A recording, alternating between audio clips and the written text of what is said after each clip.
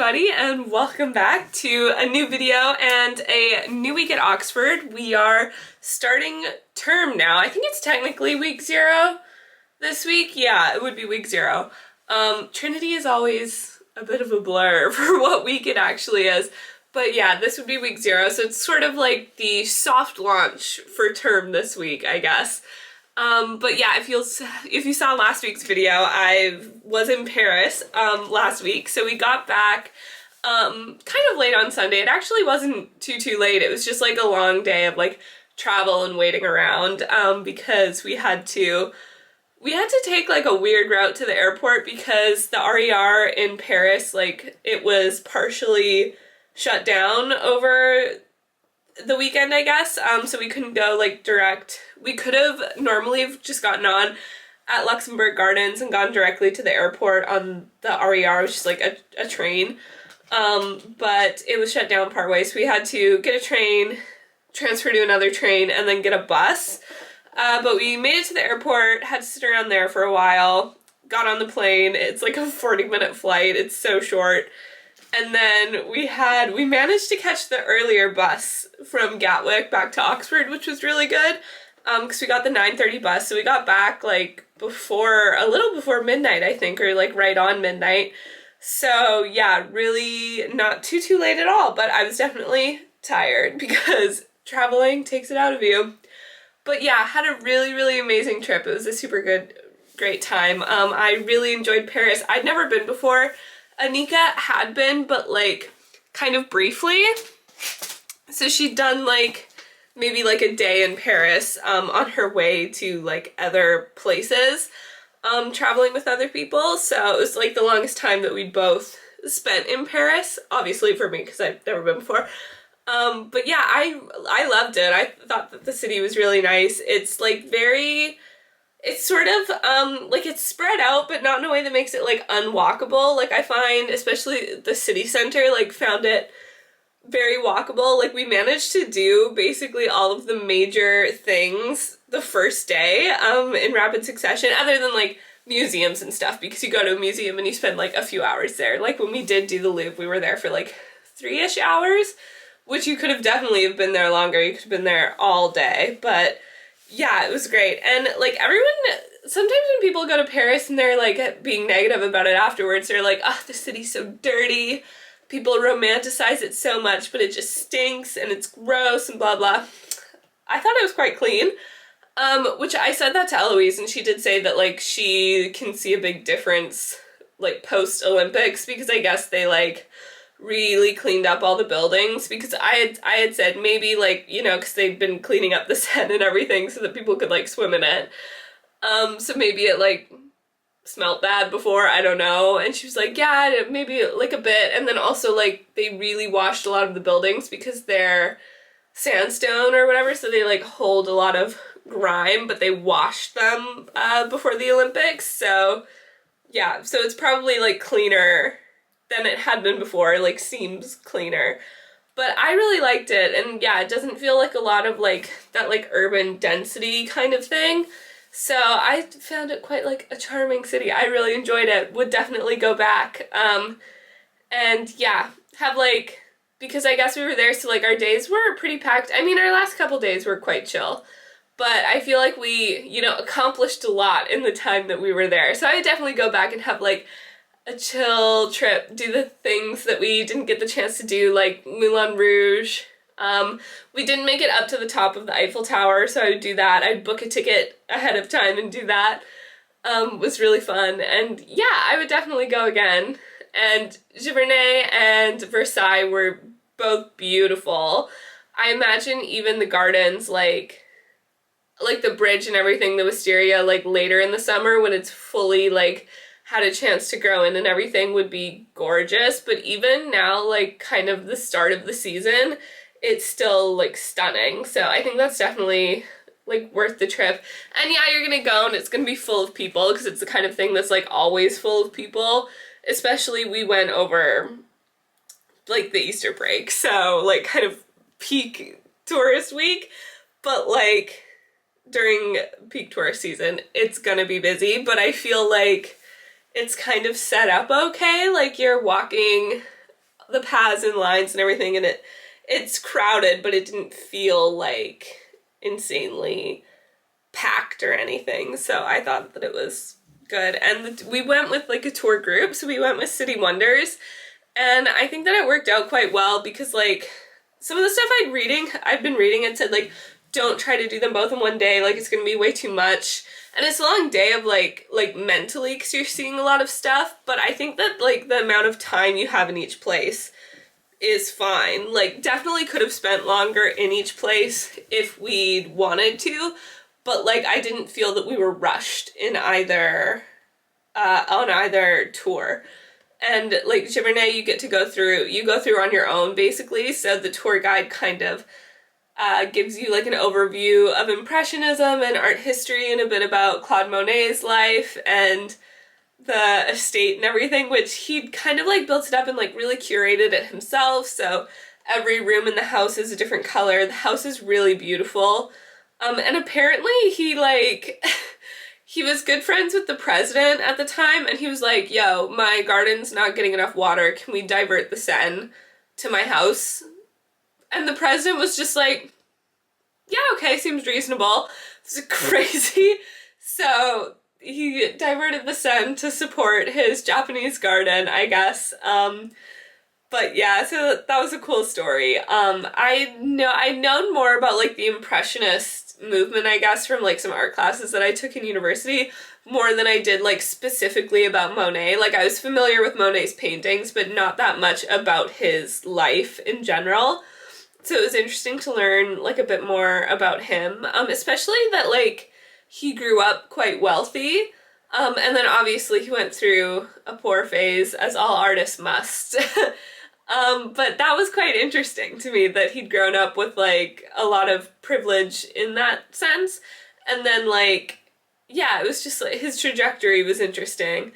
And then Versailles, we went and we had our tour we had like the headphones and he had a mic set and he took us through the castle and gave like an audio guide, which I really enjoyed. I know that like when you go you can get like audio tours like just at Versailles like with your ticket, which I think would definitely like either way you're going is worth doing. Like it's good to get the audio tour because again like I know a bit about the history of that and everything, but even just like going through the rooms, they just have more information about like the artwork and the objects that are in there and more about the history because they've like specialized in it, obviously, or at least for the purpose of the tour they have. So I think that that was like definitely worth doing, especially because like I think I'd said in the video, there's not really much like at a museum you'll have like the plaques with a bit of information about the painting, not like a ton, but like you get a bit. At Versailles, there really isn't anything.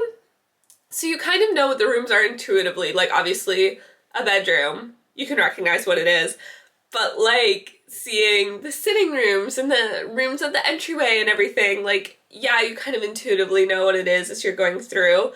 But also, it's nice to have the guide, like, tell you what it is and what the rooms were specifically used for. Like, how Louis would conduct most of his business from his bedroom.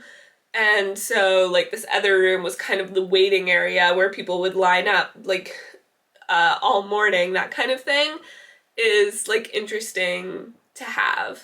And then after we went through the palace, then we had time basically until we had to be back at our meeting point to go back to Paris. We had our own time to wander through the gardens ourselves or to stay in the castle longer if we wanted to go back through certain rooms. So there are like little cafes. There's an Angelina's in Versailles and like a Latteray and everything. So Anika and I went and had a quick break to like sit down and have a hot chocolate because we had to have a hot chocolate a day and chill before heading out to the gardens. And yeah, I think it was definitely enough time. I think that like we could have had more time in the gardens. That would have been good because we didn't get to go through like every single patch.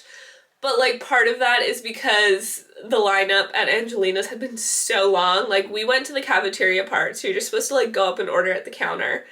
So Anika like went and got a table and I waited in line for us, and it took me like a half an hour just to like get a hot chocolate and 2 lemonades from this counter because this was my beef. We went to a few like hot spots. Like when I said we went to La Baguette de Relais, which is, I believe it's like connected to the like restaurant in Paris that does the like unlimited steak frites, but this is like a sandwich shop version. So yes, it's touristy.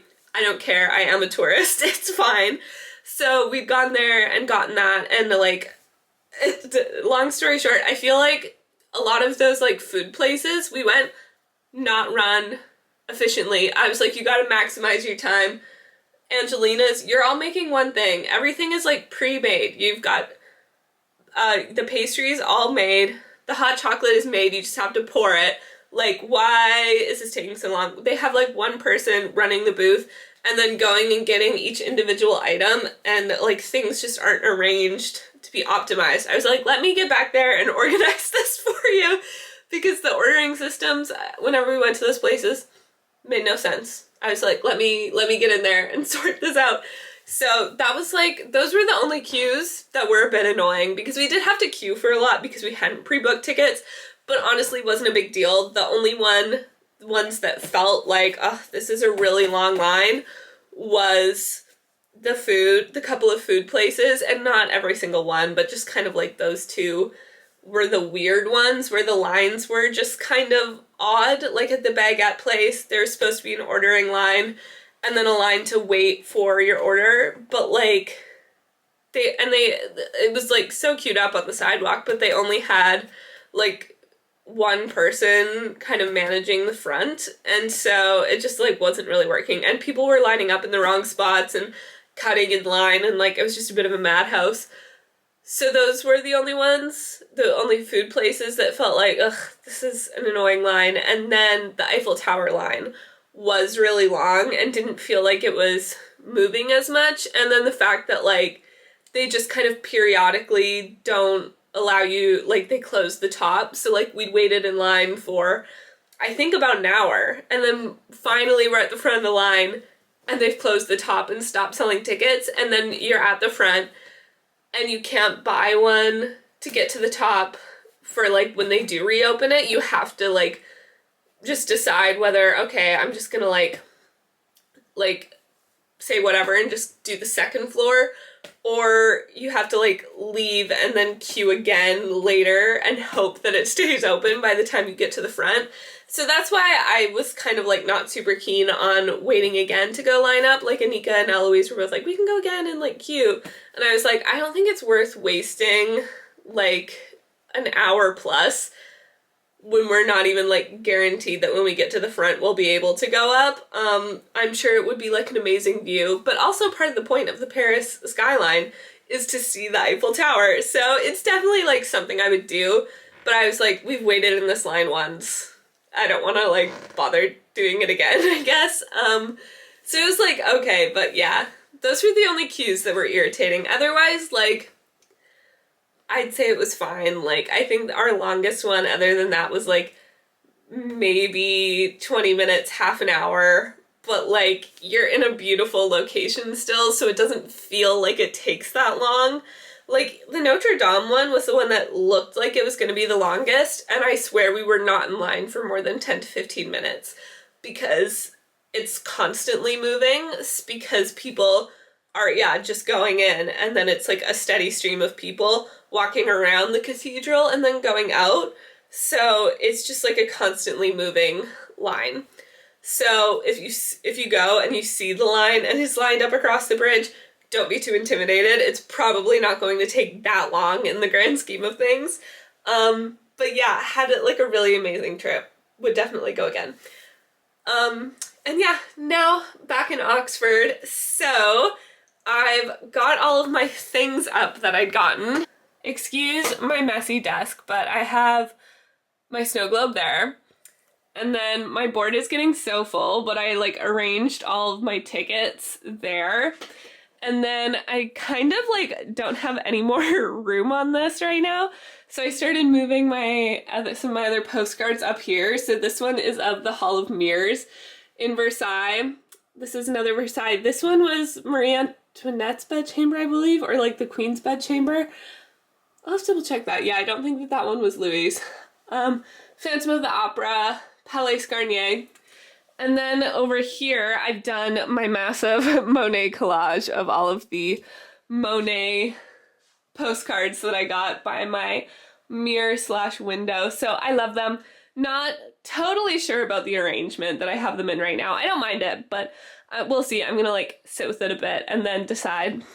I think that this one might be my favorite. I also really like both of these and the bridges, but yeah, love them. Very happy. And we also wound up having really good weather. Like, it was forecasted to be rainy and cloudy all the time, but we only got rained on twice. And it was both like, one was our last day. We got caught in the rain for a bit in the Luxembourg Gardens. And then once like the night before, but it was in the evening. So Eloise and I were at dinner. It had kind of started raining, so we went inside. And then by the time we left, it had stopped. So basically missed it. And yeah, it was kind of cloudy off and on sometimes, but I feel like we got a lot of sun. It was very good weather, which was nice. We've come back and it's like a bit cloudy here. There's some sun today, not a ton though, but it's all right. But yeah, I think now I'm going to try to get like set up for the rest of the week. So I'm gonna head to the library, do some stuff, do some work, and then yeah, probably like get groceries, get settled back in. So yeah, gonna be like a pretty chill day.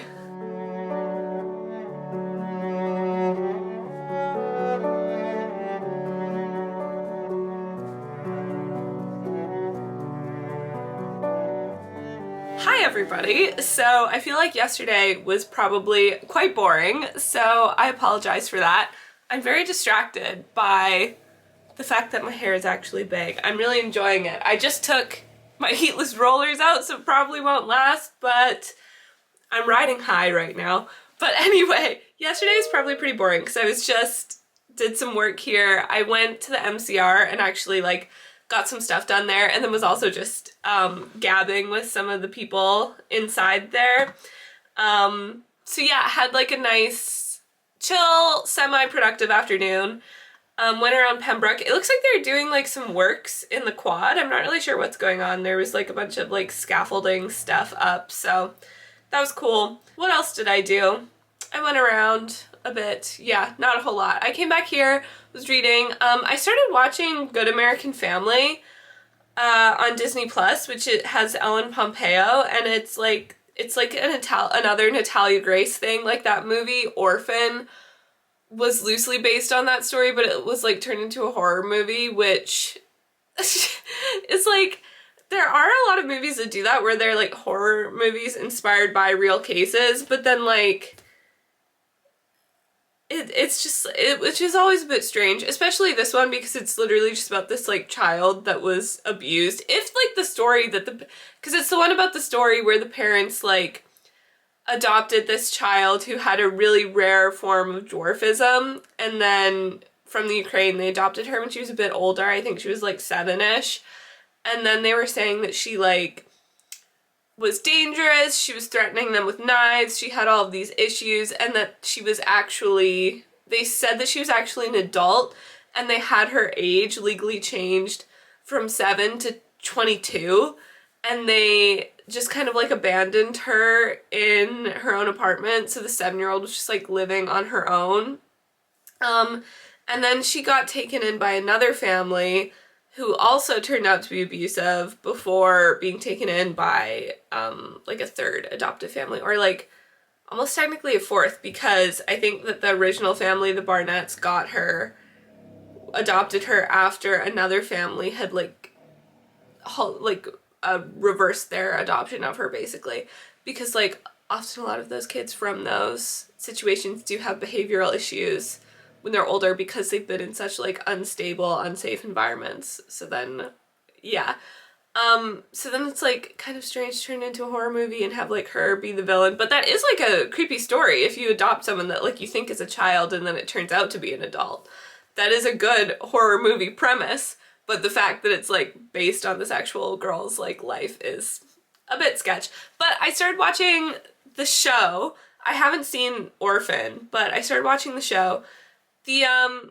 I'd seen like clips of it on TikTok, that's why I like started watching it, and all the comments are like, how are they making this movie about Natalia Grace? Like, why are they like redoing Orphan, and this is so like disrespectful and weird and exploitative, which like, yes, and I don't know that she would have like consented to have this show made, so like overall it's a bit weird, but also I feel like people were saying that without actually having watched the show, because the show is basically like telling each perspective of the story. So it does start out with Christine, the adopted mother's version of events, which is, yeah, that Natalia, even in that version, like it's not really clear if Christine is correct. Like, you still aren't completely on her side.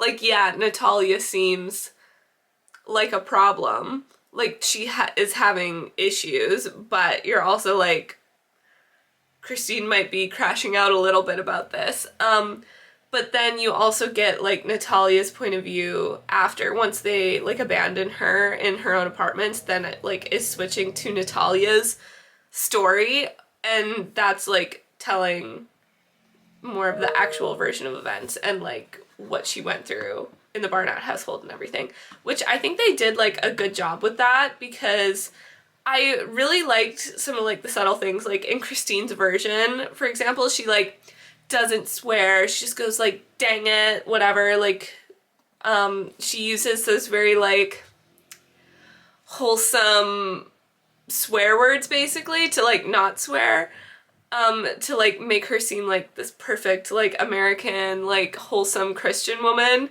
And then in Natalia's version, when you're seeing like how Christine abused her, and she's like actually swearing and is like very aggressive and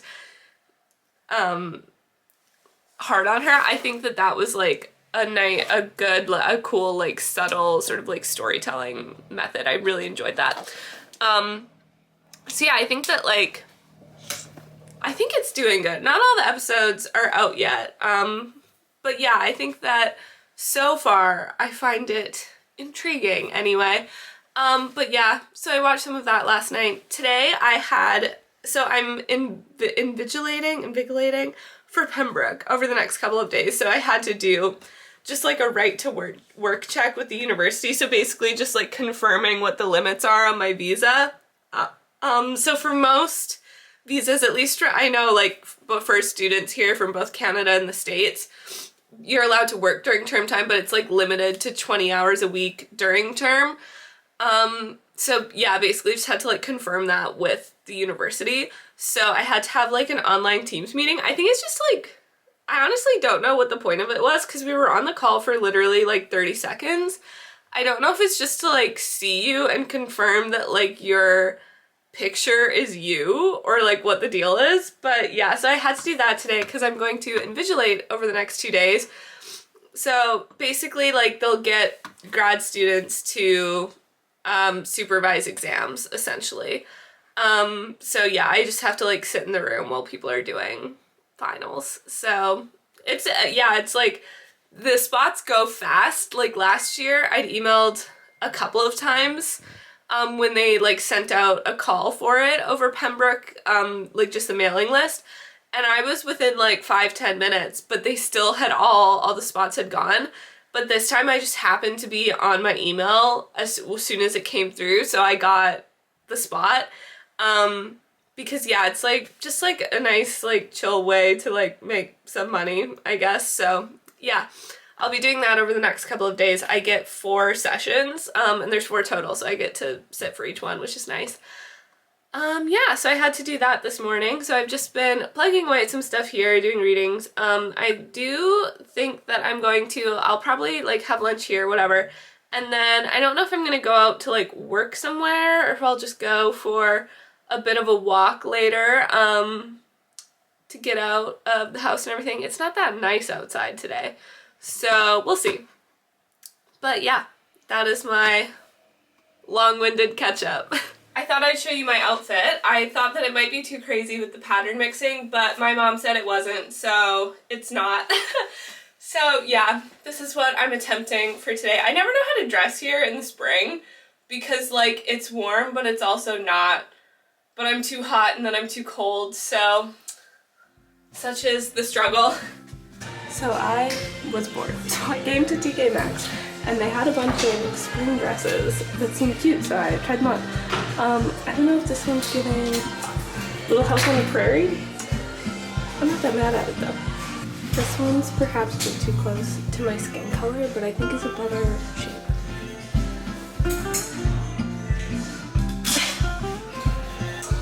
And I love the color of this one.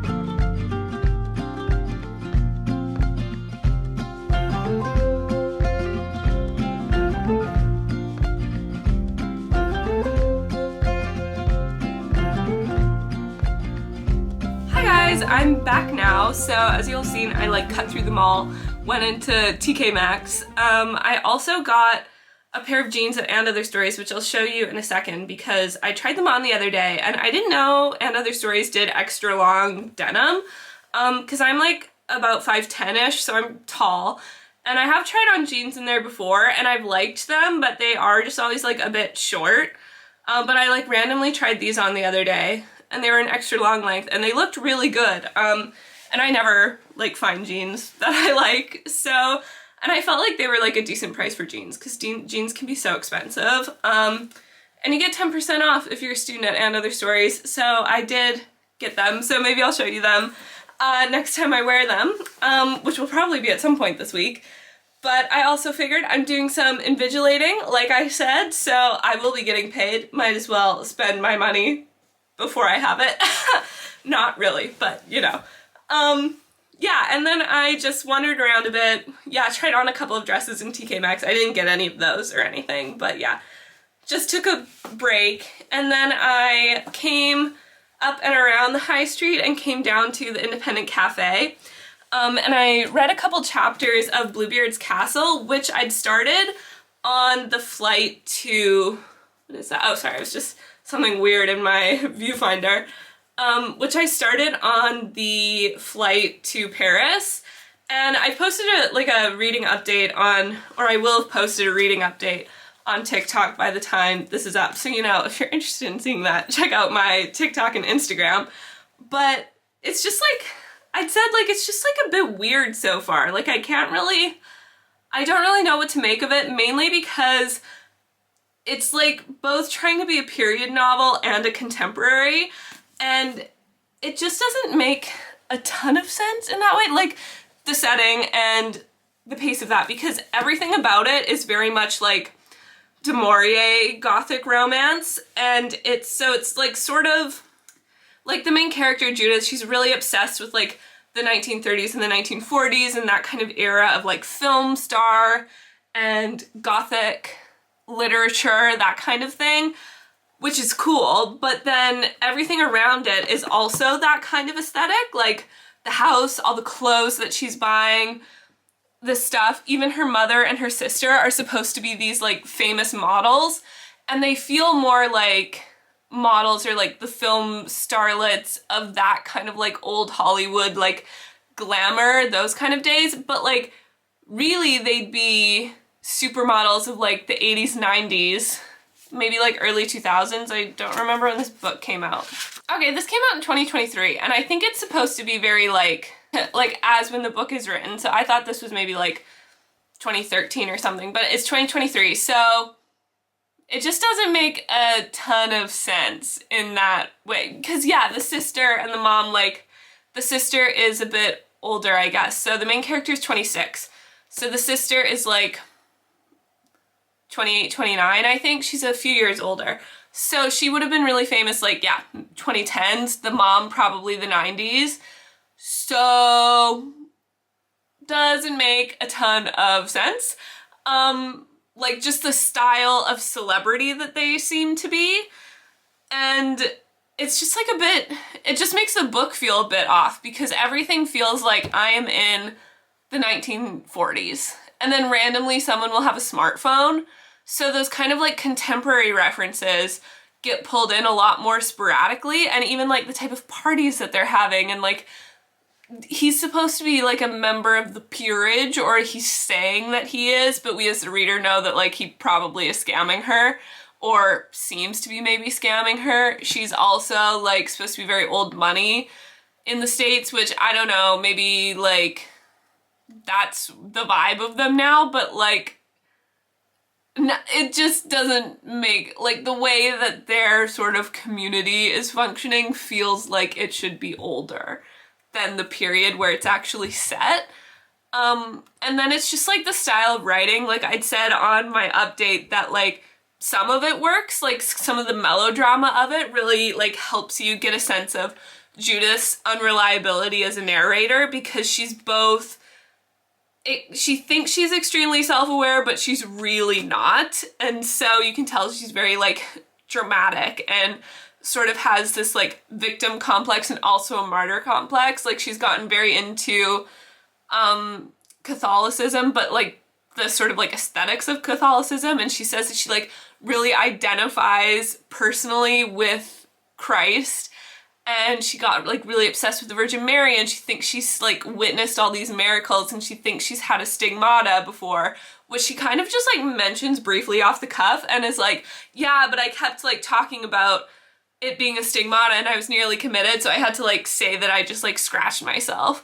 So we're like, okay, what's actually going on with Judith? What is the like real truth, and what is she sort of like imagining? And we can also see that she's like very kind of aware, but in like a very like melodramatic sense of how women are sort of taken advantage of by men.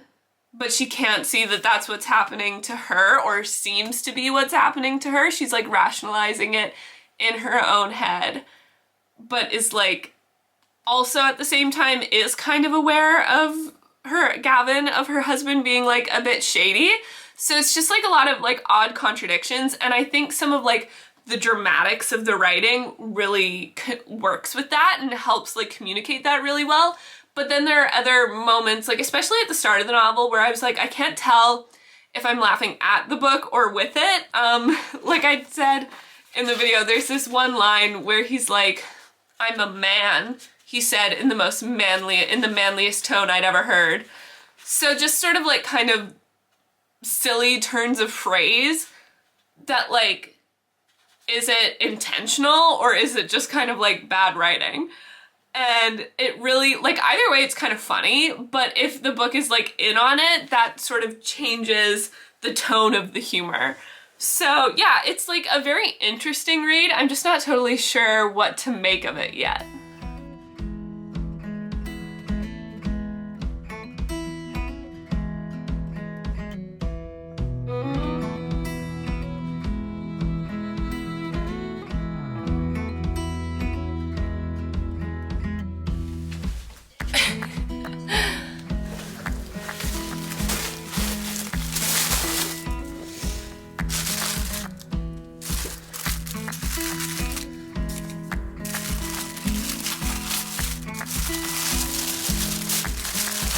She actually taped those up so nicely. So yeah, I thought that I would show you the jeans that I got. So this is them. They're just like a very classic kind of straight, like almost like a slight boot cut at the bottom with like a medium to light wash. And yeah, I just really like them. I feel like they're quite flattering, and I'll show you. This is the length. So yeah, I just always find it, I can never find jeans that are long enough often. A lot of actually like Western style jeans you can, because I don't know why, they just seem to make them longer, and that's nice for me. But yeah, whenever I go into stores like that, they're always like the kind of cropped style on me, which is also like fine, but it's nice to have ones that actually like reach the ground. So yeah, if you also also need extra long jeans, maybe check out And Other Stories. And like for store, that things are often like just that bit where you're like, this is just more than I would want to spend on something. It's nice because they like really frequently do sales, and they often have like student discounts and like discounts that you can stack. But actually I feel like their denim is fairly like well priced because it feels like good quality denim. Like it feels like thick and stiff enough that they'll hold their shape, but still soft enough to be comfortable. Like, and denim can be so insanely overpriced, but or just really expensive. So yeah, I thought that these were quite good. And like, I do not have an extensive jeans collection, so it's nice to have just like a very classic pair. Not a pearl or rhinestone in sight on these ones. Okay guys, so I've just showered and washed my face, so I'm going to try this retinol that I got in Paris. I'm scared. Okay. She said use a teeny tiny amount. It's not the consistency that I thought it would be. It's like very thick. Do I look younger? Or at least Parisian?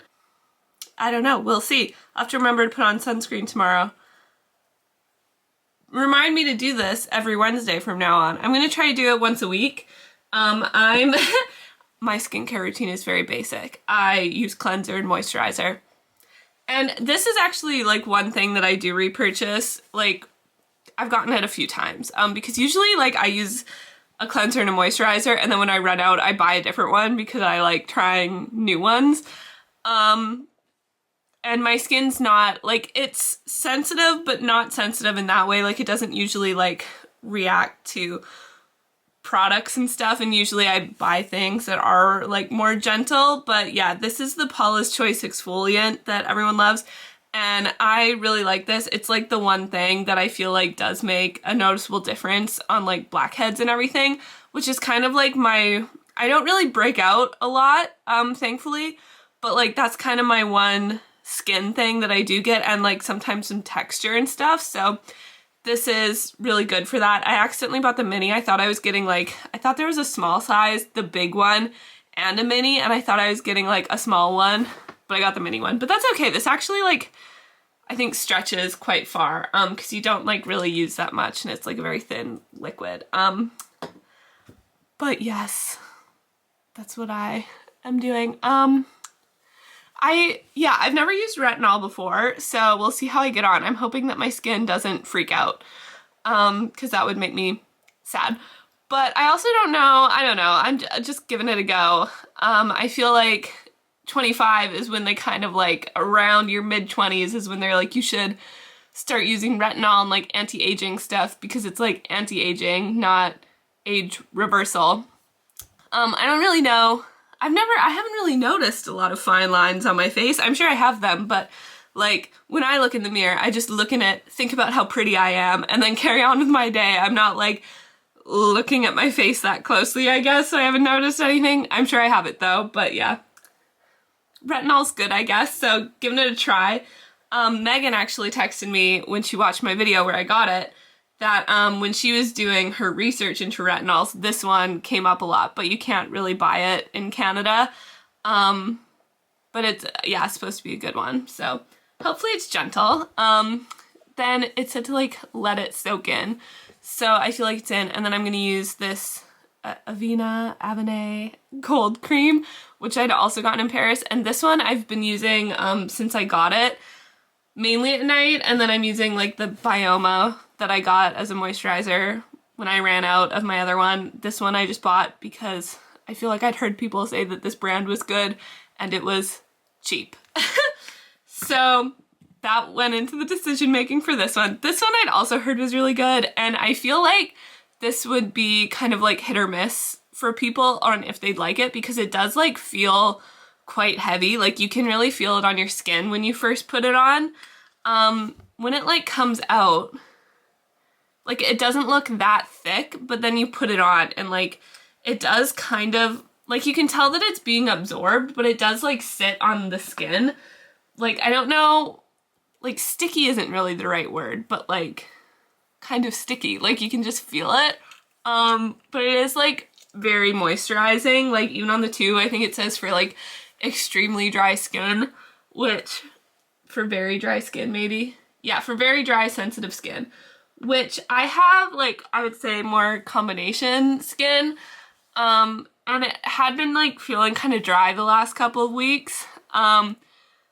Which is why I didn't use a retinol right away, but I feel like the last couple days it's been feeling less dry. So I was like, give it a try, whatever, I don't care, I want to try it now. But I feel like this is a good one to use after it because it's so moisturizing. And yeah, I like it. Hi guys, so my face didn't fall off during the night, so I feel that that's a pretty good sign. But yeah, I've gotten ready. I'm gonna head to Pembroke to supervise some exams, so obviously won't be able to like show anything while I'm there. But yeah, I'm doing the morning session and the evening, so it's like 9 to 12 and then 2 to 5. So yeah, I should be able to, I think I should be able to like work during it, because otherwise I just sit there and stare at them for 3 hours. So yeah, gonna head over, get the papers, really figure out what I'm doing, and should be good.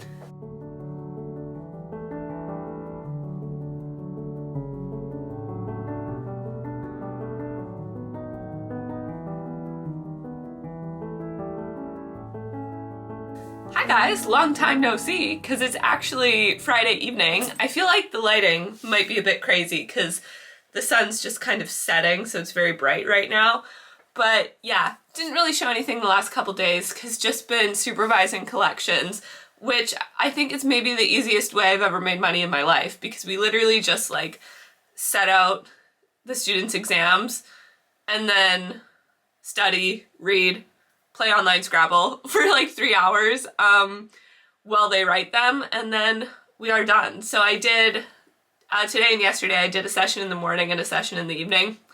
So really chill. I was just, yeah, working and reading. So I actually finished Bluebeard's Castle by Anna Biller just now, and I'm not sure how I feel about it. I think that it would have been, I think for the ending it was just too long.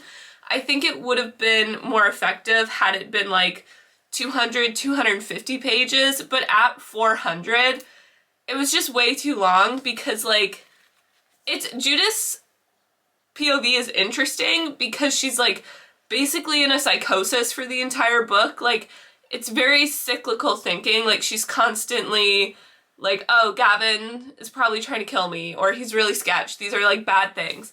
And then she convinces herself that they're completely fine. And whatever, but in like the most melodramatic fashion you've ever read. And then there's like, she's convinced there's ghosts. She thinks that she's witnessing like religious miracles. There's like a lot going on for old Judith here. I'd just gotten to like the midway, just past halfway through, and I was like, how much more book can there be? Like, it's a bit tiring being in Judith's brain, honestly. And I was like, what else is there left to happen, really? And the answer was not much. It was just kind of the same thing going on. And then I thought maybe, oh, we're gonna get like, where we're kind of breaking genre, where we're gonna like have these other kinds of endings, or where it was gonna like do something a bit more interesting. But it just kind of built up to the most conventional ending. And then it wrapped up in like 2 pages, but none of like that stuff really actually happened on page. She kind of just like told you about it. The author just kind of like told you about it in like a paragraph, honestly. And I thought that the ending, it kind of was like a bit of a lecture at the end to make her point. And like it's all about why do women fall for bad men, like women who are victims of abuse, like are not at fault themselves, like women who are killed by bad men, like this kind of aren't at fault. Like it's not that they're stupid or did the wrong thing, it's that they like happened to just like meet the wrong guy. And I don't like disagree with the sentiment, but it's also kind of trying to draw like bring the story into the real world when the story's so rooted in genre. Like which maybe it's partly because you're in Judith's head the whole time, and part of Judith's kind of like delusions is that she thinks she's like the heroine of a gothic novel, or like almost like not like a super classic gothic novel, almost more like a what do they call like B plot movies, like those kind of like dramatic, like those like tawdry gothic romance novel kind of things. Like that's who the story that she's writing for herself, which is interesting in itself, but that's like what the book is. And then at the ending, it's the author like inserting this other stuff, which just like doesn't apply to Judith herself. Like she keeps saying like, how is Judith a victim? Is it because Judith had these, yeah, Judith has her faults, like she was a bit naive, like an addictive personality, this kind of stuff, but what about her virtues? That she, you know, has this great capacity for love, that she's so intelligent, which, like, we actually don't really see. She does talk a lot about feeling like this grand love for Gavin and sometimes Tony, but actually, like, what's in the novel is her being kind of delusional about it. Like, she wants to be in love with them, like, she wants to have this great gothic love story, but she doesn't actually like the men, and like she's very critical of her sister, and it's not really clear because like it seems like Anne is invested in her life. She's coming to visit her all the time. Like, is she a bit distant in some ways? Yes, but she does seem to be like trying to look after Judith. Like Judith just feels very unreliable in what she's saying, but she is like very judgmental of other people, and she is kind of selfish. Like she's unaware of other people's lives and needs, and she has like a lot of like delusions of grandiosity in a lot of different ways. Like she thinks she's like a genius, and she thinks that the Virgin Mary like speaks to her, and you know, she's just kind of got a bit of a god complex in a way, so she doesn't actually really care or connect with other people that much. So I don't know about like the great capacity for love. I think maybe like the great capacity to like want love, but even when she's like still invested in Gavin, when she's like, oh, I do love him, she's like, I want to get to know him better, like I have spilled my guts to him, he hasn't told me that much about his life. And then he does, and what he tells her is that he was like beaten to a pulp by his father, and she's like, oh, that sucks. And she's like, I almost wish I didn't ask him because it's just like so boring and conventional, so like real world. And now he's not this like brooding, exciting, like fictionalized kind of man in her head. Like now that story like made him a real person to her, even though we as a reader like can tell that he's probably lying. Judith thinks he's telling the truth, and that's her response to it. So the way that the author like characterizes her at the end is not something we see. Also that she's like so intelligent. Judith tells us a lot how smart she is, but again, it's not really something that we see, which is, again, is not to say that I think that like that's how she got into this situation, is her not being intelligent, or that like, yeah, if we're talking about real, if it was more of like a realistic fiction novel, that point would stand. But I think for this, it doesn't really, because it's like the novel is very weird, the tone of it, because it's both trying to be like realistic fiction in a contemporary novel and trying to be kind of like a tawdry, aesthetically gothic mystery romance sort of thing. So it's just kind of, it's trying to do a lot of different things, and I think that like splitting that focus means that it didn't really do any of it effectively. And so I think that like if you're gonna build up to the ending that it had, it needed to be much shorter. Like it could have been about 250 pages, like a shorter novel. Or we could have had this length, we could have seen like Judith continuing to kind of spiral, and I think it would have been like interesting. Like I thought we were building up to where she was going to be kind of like the villain of the story, like we were gonna find out that she'd kind of been the cause of all of these things, but like wasn't aware of it in her own reality, or like had been sort of like lying to the narrator or something. That's kind of like what I thought that we were maybe building up to, but then that's, yeah, we just kind of got in the grand scheme of things, kind of a boring ending. So it's not like not a win. I think that some of the things that I felt were a bit strange at the beginning of the novel did kind of like smooth out as you sort of sink into the style. It's a bit like odd at first, some of the writing and just like the melodrama and everything, and some of the prose is like very overdone, but I think that it is a like stylistic choice. But then I think in some ways she just like doesn't fully commit to the style. And I think that the point where at the ending where it does feel more like the author or sort of like a third-party narrator kind of voice, like speaking to the reader, it just feels like a bit condescending in a way almost, because it's like trying to spell out this very oversimplified point. Like it's making these grand statements about like abusive relationships and everything, but it's just like portraying it in a very simple way, I guess, or in, yeah, like a very, it's just kind of like lacking nuance or a bit of depth. Like it's acting like it's taking this like really grand, thought-provoking, intelligent stance, but it's actually just kind of saying the most obvious thing, to me at least. So yeah, I think it was good, but it wasn't as good as I wanted it to be.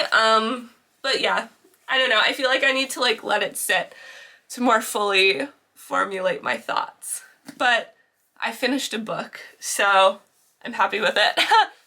Hi guys, so Saturday afternoon now. It's been a boring weekend so far. I have not done anything that exciting, but this evening's gonna be fun because I'm going to a Pride and Prejudice screening tonight at the Phoenix Picture House, which is kind of a cute little independent theater over in Jericho. I think it's in Jericho or towards Jericho, which I walked by a bunch of times, but have never been to a movie there before. But that's where they're actually doing a screening because it's basically the 20th anniversary of the movie, which, like, if the tattoo I got with Megan wasn't evidence enough, deeply obsessed with it. So I'm going to actually go to that one by myself. I did see if Anika wanted to go, but she has dance this evening. And then I was like, I could ask other people. I'd seen in some group chats some people were thinking about like putting together, like doing a watch party or something. I don't know if that was like actually happening.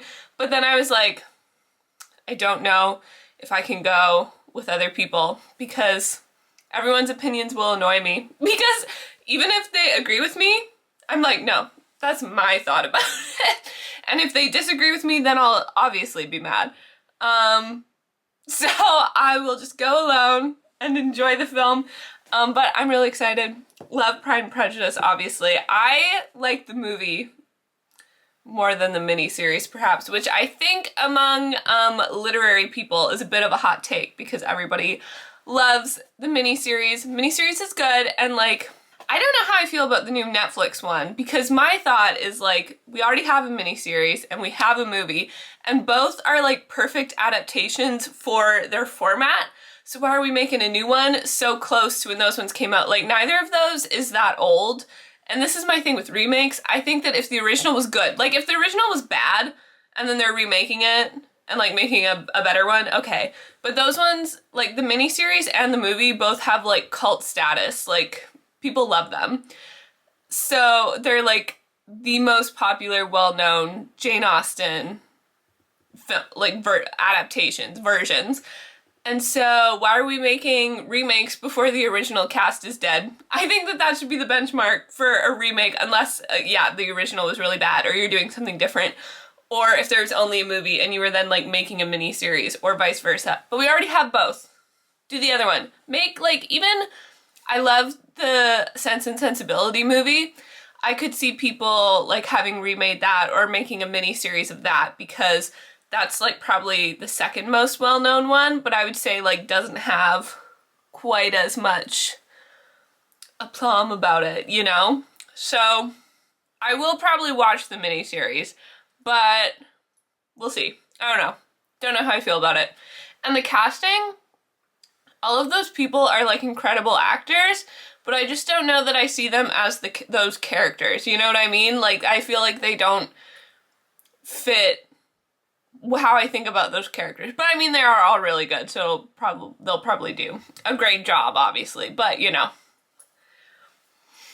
But for tonight, Gonna go to the one at Phoenix. I'm interested to see if they have the ending Mr. Darcy scene, because like I always assumed that was part of like the theatrical version or the like the DVD version, because we had it on DVD, and it has that scene at the end. Yeah, or like sometimes when you'd stream it at home, like they would have that, sometimes they wouldn't. So I just assumed it was part of like the longer theatrical version. But I saw someone say the other day, oh, the one without that scene is the UK version, and then the one with that scene is the US version, which would also make sense to me because that's the one where they kiss and it's like not in the book or anything, so I could see that being part of the US version. I have TikToks again. Or whereas the other one could maybe be the UK one, so I'm curious if they'll have that in the screening tonight. So we shall see. I kind of wanted to dress in theme, but I didn't really have anything that I thought would really fit. Because I don't have a Regency dress, and I didn't really have anything that I was like, ah, this is like of the vibe. So I was like, I'll just wear something cute. I've got clothes drying in the background, but yeah, just went for that. I think that this would probably have worked better if it was like the same height as this, but whatever, I like all of it. So yeah, I'm gonna go to that.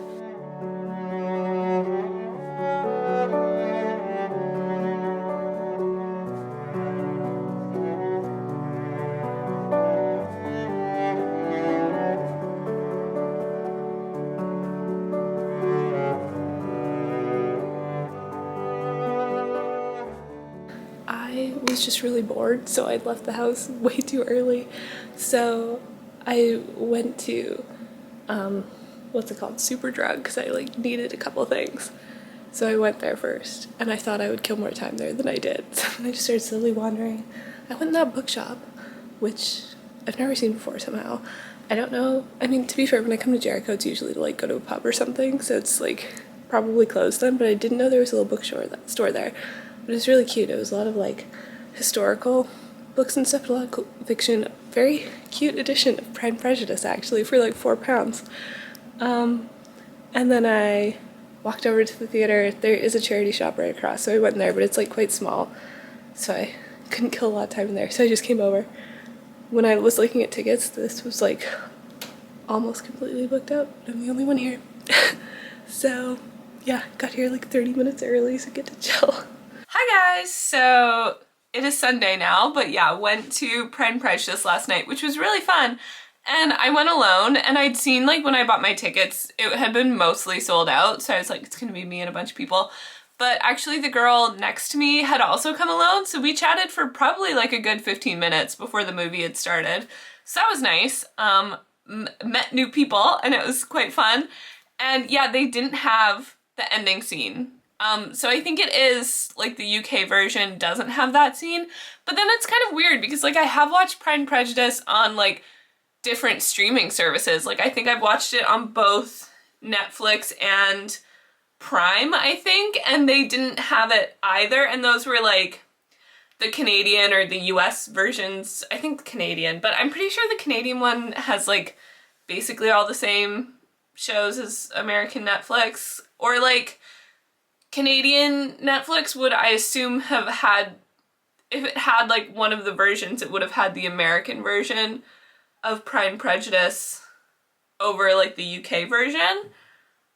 But I don't know, so it's just like kind of weird when they include it and when they don't. But yeah, didn't have that scene, but I think it's better with it. I know that it's not in the book, but I think that for the movie, like, because it ends with her dad like laughing and having agreed to the proposal and everything, but I feel like it feels more finished with the Mrs. Darcy scene. I feel like that feels like the ending for the movie, you know? And you gotta end with them. So yeah, I don't know. And because then you see them married, and this one you just see them get engaged. But anyway, yes, really enjoyed it. Today's gonna be a very like movie-filled weekend because I'm actually gonna go see Sinners with a friend right now, so it's supposed to be really, really good. It's like an American Gothic kind of vampire movie, so those are all things that are right up my alley. I love like the American Gothic literary genre. It's like one of my favorite literary movements, I would say, that came out of the States, definitely. Like Faulkner, Flannery O'Connor, like all those ones. And actually, Margaret Atwood wrote a lot of sort of like Canadian Gothic stuff that's like in the same vein as American Gothic. So if you only know Margaret Atwood from The Handmaid's Tale, I would check out some of her other short stories and stuff because they're quite good and are of that genre. So I'm really excited to go see it. I did see it. I think it's, I was texting my family that like, oh, this movie's supposed to be really, really good. And I was like, none of my friends, like Anika, Eloise, they all hate horror movies, so they definitely wouldn't have gone to see it. But I was chatting with one of my other friends at the MCR about it, and she's also kind of into those things, so we're gonna go see it together. But before I'd made that plan, I was like, oh yeah, I'd like to go see it. Don't know who I'd see it with though. I might just go alone. And I think my mom had like looked it up and seen a review that I think there's it's a bit explicit in some ways, I think, so might be slightly awkward watching, but that's okay.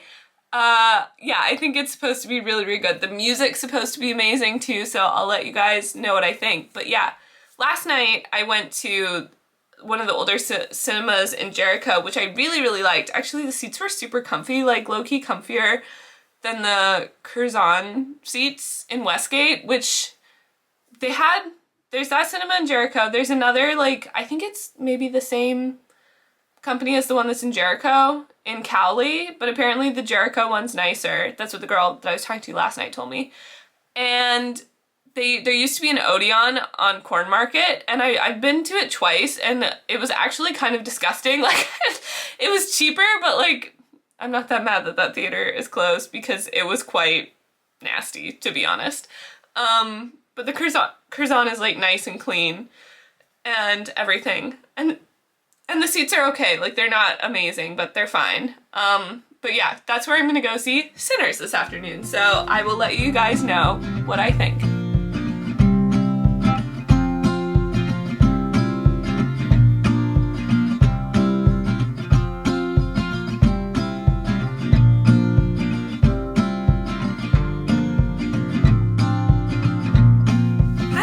So I'm back from Sinners, and I really, really liked it. Like, I don't think it's overhyped at all. And yeah, the music is completely insane. Like, the score is so good. It felt like kind of experimental, I guess, and the music is like a big part of the storytelling, or it like feels really important to what's going on in the film in a way that isn't like super obvious at most of the time. Like, sometimes it's obviously like playing a bigger part than others. But yeah, it's like always there, and it's just very, very well done, and all of the sound is really good. And Michael B. Jordan, like, I'm not the biggest Michael B. Jordan stan. Like, I think he's good, but I'm not obsessed with him. I did really like him in Black Panther. That's probably like of his films the role that I've liked him in best. And he's really good in this, so I think he should just only be allowed to play people that are like a little bit evil. Although these characters like aren't evil, but they're like a bit bad, you know? They like worked for Al Capone, I guess. Like, they were gangsters back in Chicago, and they're just like slightly morally questionable, but like in a nice way where you're still rooting for them. And he does play twins, which normally I find movies where they get one actor to play twins like a bit corny, but I think that he did a really good job, and I think that like it did make me chuckle in the first scene where they introduced them, but I think that he did a really good job with both characters. And like, there's that Tom Hardy movie that came out a long time ago where he played twins, and I feel like he did like very different voices for both of them. Like, they were very different, and I would say that like Michael B. Jordan doesn't like differentiate them to quite that extent, but like they do feel different. But literally my only complaint is that they could have like given them different facial hair or something. I'm sure it would have been a pain in the ass to film, but like they literally are the exact same. They just give them different hats, and one has some like a gold around a couple of his teeth. And that's like the only difference, and I'm like, you could have give one a mustache, give one the mustache and goatee, you know? Just to like, would they really have the exact same facial hair? Come on. But other than that, really liked it. Haley Steinfeld was really, really good. The rest of the cast was so good. And yeah, I feel like I wasn't sure because I knew that it involved like vampires and the clan and everything. So I was like, maybe, I mean, I had high expectations. I thought it was gonna be really good. But I was like, if anything, maybe it might feel like a bit too busy. Like there's too many kind of plot lines going on. But I think that they did them really well. Like they're separate sort of stories, but I don't think that it ever felt like the narrative got like overcrowded, if that makes sense. And then the vampire lore is like very classic vampire tropes, like we've got the garlic, steaks, sunlight, but like, so it felt very like familiar, but it still feels very original, if that makes sense. And yeah, I just really, really enjoyed it. It's not like a heavy horror. Like if you're not into horror movies, I think you can still watch this. Like it's not so scary or so creepy. And then it's almost more of like an action thriller. Well, not really an action movie. Like it's not totally a thriller, but like, I don't know. It's just not so heavy horror that people who aren't into it at all couldn't watch it. You know what I mean? And I think I mentioned when I told my family, I was like, oh, maybe I'll go see it. My mom was like, maybe be careful who you ask, because she'd seen this review on Lainey Gossip, and Lainey does like, so she's like a Canadian entertainment pop culture like journalist writer, and she has her website Lainey Gossip, and they were talking about this movie, and they were saying that it's like so erotically charged that there's like these kind of scenes every 30 minutes, which isn't really accurate. There's like a couple scenes, but like they show you enough that you know what's going on, and then it goes. So I was like expecting more on that front just from reviews that I'd seen, but it's not particularly graphic in that way at all. I mean, to that extent, but like it was good. And yeah, would definitely recommend it. I really enjoyed it. So very happy that it lived up to the hype, and I think it's a good movie to see in theaters too. I think that just like visually on the bigger screen, of course, and then I think like the sound just really like makes the most of it seeing it in a theater. Especially like my other option would be watching it on my little tablet. So this was definitely a much better decision. And yeah, would 10 out of 10 recommend if you can go see it. So yeah, I had quite a good time seeing that one, and yeah, only a couple of jump scares that got me right at the beginning, and one was just a snake, so but yeah, I don't think I have that much more to say about it at that point, other than you have to watch to the end credits. And I would like a spin-off of like the Native American tribe that hunts vampires. I would like more of them, please. And also maybe a spin-off based on the post-credit scene, so you'll have to watch it. And yeah, that's my review. I should start a Letterboxd.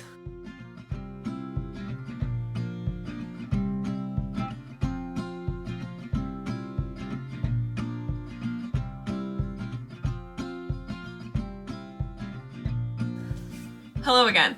It is this evening now, and I haven't been doing anything too exciting. Did some more hand washing. I love it. And did a little bit of work and some coloring in my coloring book. And I think I'm gonna start Bride tonight, because I just finished Bluebeard's Castle, gave my little mini review, and reviews should be up or going up on my TikTok and Instagram. Like more longer, slightly more thought out ones. Perhaps not, we'll see. But yeah, I think I'm gonna start this. I do really want to start Sunrise on the Reaping, which I would probably just wind up getting on my Kindle. I do want a hard copy of it, but now I'm like, why do I keep buying physical books when I have to somehow take them home? That is a problem. So we'll see. But I just don't know if I'm like mentally prepared for it, or it seems like a big thing to start. I know once I start it, I'll just get right into it and it'll be fine, but I feel like gotta like have a moment before I really get into it. But yeah, I am really excited to read that, and everyone that I've seen has been giving it like amazing reviews. I know Megan got it. I'm not sure if she's started or finished it yet though. Anika has read it and really, really liked it. I've been seeing all the casting stuff, and the cast looks really good so far. I saw Jesse Plemons is gonna be Plutarch Heavensbee, which is insane casting. I didn't realize until I'd seen the side-by-sides how much he looks like Philip Seymour Hoffman, but they really look so much alike. So that is amazing casting, and he's so good. I love Jesse Plemons. So I'm excited for that movie. That announcement was crazy. Like, the movie was announced, the movie's release date was announced the same day as the book was announced as, like, an entity that would exist. I've never seen that before. Like, I know, like, when a book is published, like, when the contract and whatever is drafted up, they, like, sell the film rights and everything. So I expected that, like, a movie was gonna be announced soon. But, like, just kind of a movie, like, usually they announce, like, and the movie will be made, but they don't announce the release date immediately. But, like, the day the book came out, the movie announcement came out, and the movie release date was, like, announced at the same time. Nuts. But that has nothing to do with Bride, but I think I'm going to start Bride properly either tonight or tomorrow. I'd read, like, a couple of pages of this before, and then I kind of just, like, got distracted, and I really wanted to read... Oh, sorry, I was just reading the dedication in this, which is a werewolf romance joke. But anyway, what was I saying? Yeah, I kind of started this, but I couldn't really focus on it because I was really excited to read Bluebeard's Castle, because I've been wanting to read that for quite a while. And yeah, I wouldn't say it was like a disappointment, but it was like not entirely what I'd been anticipating, I will say. And like I'd said, I feel like if it was shorter and had that ending, great. But as long as it was, I think that it should have had like a different ending. Yeah. But anyway, I think I'm gonna end this video here. So thanks for watching, and I'll see you next week.